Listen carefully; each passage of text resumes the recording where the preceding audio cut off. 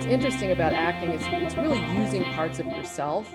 It's communicating as authentically as possible in some inauthentic or artificial circumstances. And so it's not that we ever turn into another person. We just use different parts of ourselves, which is what we do in sales.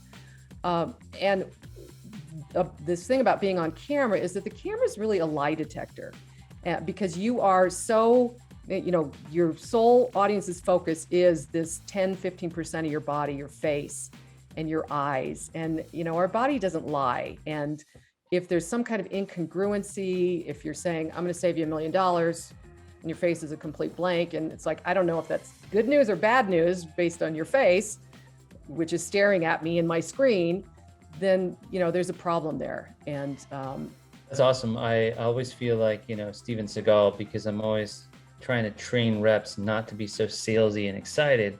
However, if you have no passion or belief, it's really hard to transfer that belief. How do you keep the right professional, trusted advisor character and not, seem like you're acting? It just seems so hard. It's a fine line. Right. Well, first of all, sales is a transfer of energy, right? So there has to be energy there. And the thing about being on camera is the camera takes away a certain amount of that energy. And so you see a lot of really flat performances. So I don't worry so much about people being too big on camera. Most of them are like, hey, how you doing? We're in our comfy chair. We got to, we're laid back. And that doesn't look to me like you're interested in me, right?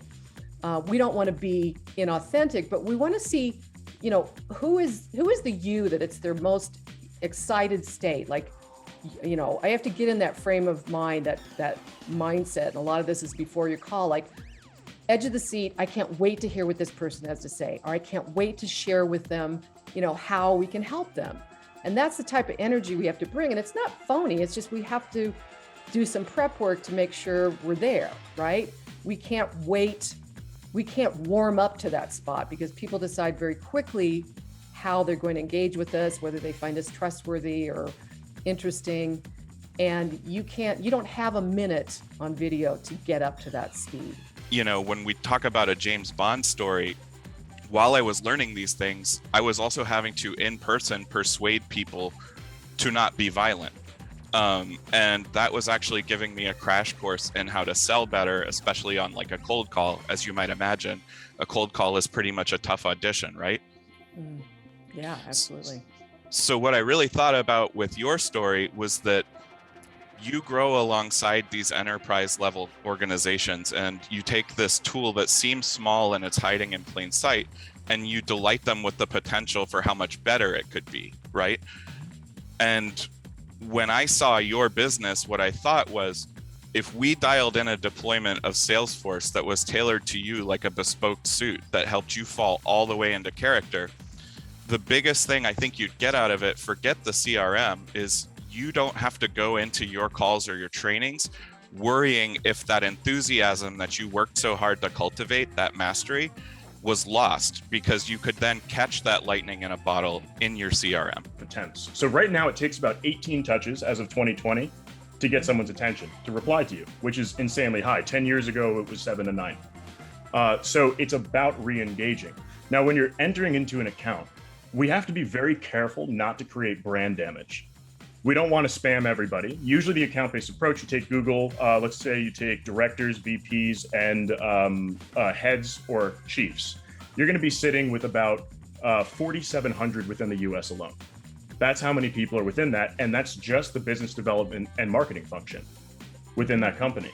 So it would be familiar to take all 4,700 of those people that are relevant, and then perhaps start sending messaging to each of them. That way you can kind of see what sticks. You're trying to be relevant.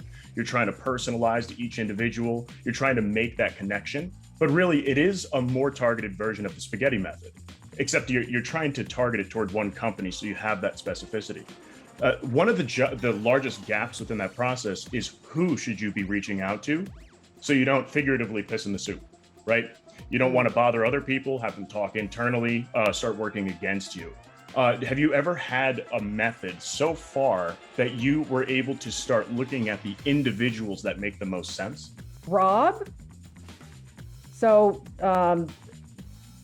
very nice. You had a lot of questions, so a lot of engagement, a lot of discovery going on. Certainly took my answers and applied them and moved the sale forward or the conversation forward. So that was good.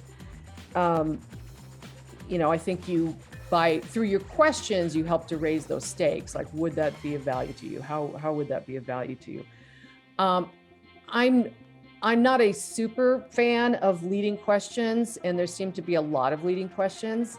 So I would limit that. I would pull back a little bit on that, especially for a first call, because I think people, are a little defensive about that, and they don't want to give away too much. They don't want to commit to too much right off the bat, right? They see where they're going. When you, I wasn't. Well, why don't you tell me, what is your one thing? What is your one thing you wanted me to remember? Being able to identify exactly who you should be talking to. Okay, identify. Okay. Like exactly who. Yeah. Okay. All right. So that's